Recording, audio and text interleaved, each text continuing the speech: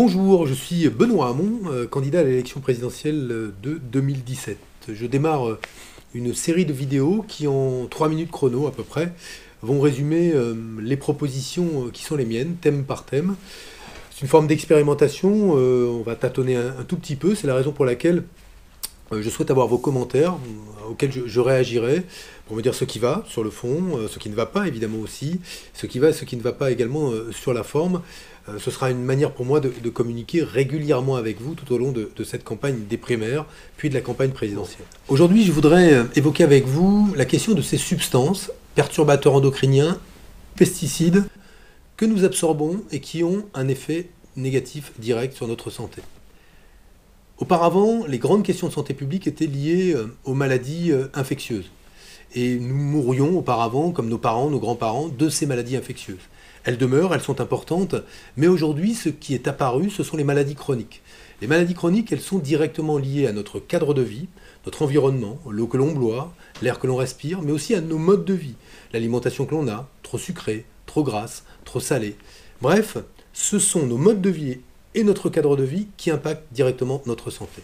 Et dans ce cadre-là, les résidus de pesticides que nous consommons dans notre alimentation, notamment les fruits et légumes, les perturbateurs endocriniens que nous pouvons absorber parce que nous utilisons un certain nombre de contenus alimentaires ou d'objets, ont un impact direct sur notre système hormonal.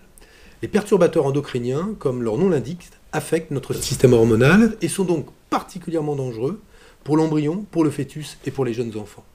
Face à cela, des scientifiques ont alerté depuis longtemps. L'Organisation mondiale de la santé, il y a 15 ans, a fixé une définition des perturbateurs endocriniens de façon à alerter les gouvernements et les industries sur le fait que ces substances étaient dangereuses pour la santé des citoyens. Malgré cela, et malgré cette définition, le rôle utile de l'Agence française de sécurité des aliments, les industries, notamment chimiques, les industries qui commercialisent des pesticides, se sont organisées en lobby pour fabriquer du doute. Indiquer qu'on n'était pas certain de ce qu'était la bonne définition d'un perturbateur endocrinien, et que si les pouvoirs publics voulaient légiférer dans ce domaine-là, on prenait des risques sur les emplois qui seraient détruits, sur le fait que d'autres substances seraient utilisées en lieu et place des perturbateurs endocriniens et que ces autres substances seraient plus dangereuses, et ainsi, ces lobbies ont obtenu la neutralisation de toute forme d'action volontariste pourtant indispensable dans ce domaine. C'est la raison pour laquelle je vous dis, dans ce domaine, la main des pouvoirs publics ne doit pas trembler. Quand en 2012, ministre de la Consommation, j'ai accueilli la décision du Parlement d'interdire le bisphénol A, ma main n'a pas tremblé, pas davantage que celle du gouvernement, il faudra en faire ainsi. Nous disposons d'un instrument, le principe de précaution inscrit dans la Constitution.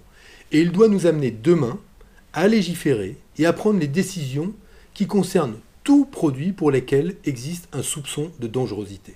Un soupçon de dangerosité pour nos enfants, un soupçon de dangerosité pour nous, de façon à éviter les scandales sanitaires qui s'annoncent. Moi, je ne peux pas rester silencieux, comme désarmé, devant ces lobbies privés qui, au motif qu'ils ont fabriqué du doute, continuent à commercialiser des produits qui, parce que nous les absorbons, ou nous absorbons un certain nombre de substances dangereuses régulièrement et à faible dose, et parce qu'il y a des effets cocktails entre ces différents perturbateurs endocriniens, vont provoquer une explosion des cancers de type cancer des ovaires, cancer de la prostate ou cancer des testicules. Ces questions-là sont trop importantes pour que nous ne les adressions pas, que les pouvoirs publics restent silencieux. J'ai fait de la question de la lutte contre les perturbateurs endocriniens et les pesticides une priorité de mon action politique. Elle fera l'objet des toutes premières et des mesures les plus urgentes que je prendrai une fois élu président de la République en mai prochain. Voilà, vous connaissez maintenant l'essentiel de ma position sur le sujet. Si vous êtes d'accord et si vous avez aimé cette vidéo, n'hésitez pas à la liker en mettant un petit pouce bleu à ces vidéos. Si vous n'êtes pas d'accord, n'hésitez pas à me laisser vos commentaires, je m'engage à y répondre. Et enfin, si vous voulez connaître d'autres positions que je défendrai pendant l'élection présidentielle, abonnez-vous à cette chaîne YouTube. Ce sera une manière pour nous de discuter, de coopérer dans la fabrique collective d'un projet de gauche percutant, séduisant et qui répondent aux aspirations profondes de nos Français pour faire battre le cœur de la France. À bientôt.